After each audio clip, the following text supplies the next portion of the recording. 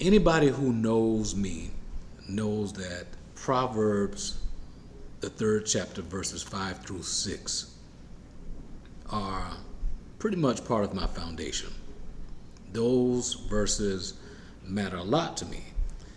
And over the years, I have grown to see the connection between those verses and trust. Trust for the Most High, toward the Most High, regarding the Most High, but also trust in terms of us with other people, with other human beings.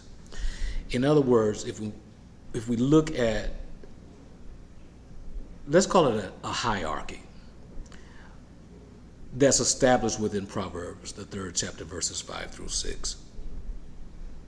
We see that first, foremost, and that's it, our trust is to be placed in the Most High. Nobody else, nothing else. That's it. And if we do that, not leaning to our own understanding, but in all our ways trusting Him so much that we acknowledge Him in everything, regarding everything, anything, at any time, then the Most High directs our paths. And all of His paths are paths of righteousness. They're good. So now we get the understanding that not only is this about trust, but it's also about embedded protection. We're protected when we trust the Most High. We're protected from disappointments. We're protected from emotional harm, that is. We're protected even from physical harm. We're protected from financial harm. We're protected from political harm. We're protected from self-harm. We're protected from self-harm in terms of self-ideology, self-philosophies, self-imposed behaviors, self-approved behaviors, because sometimes we approve of behaviors for ourselves, within ourselves, that disagree with what the Most High has established. There was a sister, or there is a sister, who put out a video on YouTube, and she labeled it as TikToks or something of that nature that will give you trust issues. Basically, these were snippets of TikToks that she was reviewing, and they were revealing certain things that would give the average person, I guess, trust issues. And I cracked up laughing at that title because I was thinking, trust issues, like, girl, what are you really admitting, But I commented on the video and I said, yeah, I was like, that's deep. And I was like, hey, but we all have them. We do all have some level of trust issues. Because the truth is, there are things within this world, and there are situations and people within this world, even amongst our family, that have in some way or another let us down. They either didn't show up in the way we needed them to, when we needed them to, if at all. They lied to us, perhaps. Some just gave up too soon, maybe. Or maybe you had within your own mind established this person as being up here, but they performed down here, and you ended up being disappointed because you had these higher than you should expectations of their behavior, and you didn't get the outcome that you hoped to have received or gotten. So when we trust in the Most High, when we trust in Yahuwah with all our hearts, and we don't lean to our own understanding, but in all our ways we acknowledge Him, allowing Him to direct our paths, that alleviates the trust issues. That protects us from the pain that is sometimes self-imposed because we value people more than we value the Most High.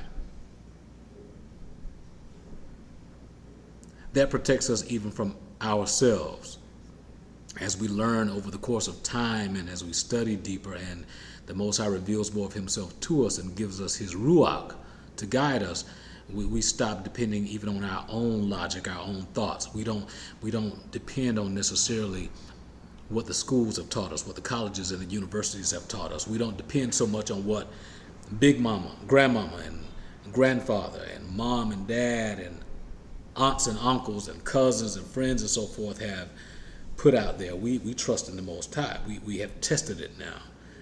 And we see a good pattern, a pattern of consistency as it relates to what the Most High provides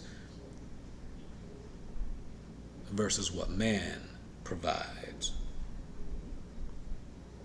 So Proverbs 3:5-6 is a significant piece for us who trust in the Most High.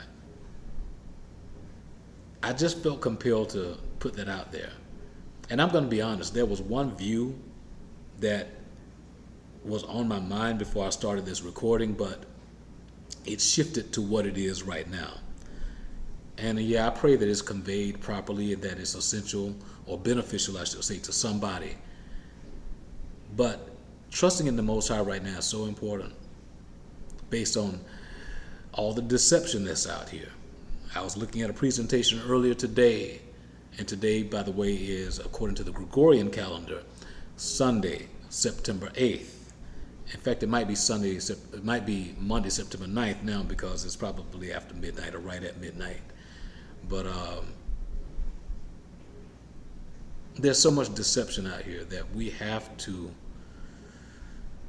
not only stay in that Bible, but stay in those books and those resources that help us to decode the Bible beyond what we have been taught to think or to regard concerning the Bible. Sometimes in our leaning to our own understanding, we lean to tradition. And we don't go any further than that. And the enemy works within tradition lots of times. So here's the point. Thank you, Most High. As the Ruach of the Most High leads you, go there. As the Ruach of the Most High leads you, go there. If the Ruach of the Most High is telling you to leave XYZ alone, leave XYZ alone. Prime example, numerology. For me, every time I see what I have learned is called synchronicities or synchronicities, repeating numbers. Yes, there have been times that I have looked at what is this? Why am I seeing this? But there's something deeper in me that's telling me, leave that alone. I'm leaving that alone. Because every time I have obeyed that voice, I have received favor. And that is that softer voice. It's not screaming at me. It's just something just kind of, as one of my old colleagues used to say, it's something kind of just needling at me. And it's saying, leave that alone. Don't touch that. No matter how much in your face it is, don't touch that. Just go this way. Go that way. Go this way. Follow that voice. So if the Most High is telling you to leave something alone, leave it alone. If the Ruach of the Most High is having you to just kind of be still for a moment and to pray through some things and to question some things through prayer, do it. Lean not to your own understanding. In all your ways, acknowledge Him. He will direct your path. Even in terms of our identities, Hebrew, that is Jew perhaps, versus Gentile. Who is a Jew? What is a Jew? Who is a Gentile? What is a Gentile? Now there's scripture to support all of that. But to understand where you particularly land in all of that, if the Most High is having you to just put it in prayer and trust Him for the answer, the revelation of it, and do so. Because we are apt and sometimes quite quick to impose labels upon ourselves in terms of our identities. But Abba, show me who I am. I remember I posed that question to the Most High around 2014. And that was the beginning of unlocking my mind to some things. And it was a prayer that I put to Him in private, which, by the way, is another thing. I typically don't share my prayers with people. Stuff that I need from the Most High, I pray to the Most High. Oftentimes not even audibly. I don't want to give it to the enemy, to the atmosphere, so to speak. I put it to the Most High in my heart, or from my heart, and the Most High shows me. So, as the Ruach of the Most High is dictating,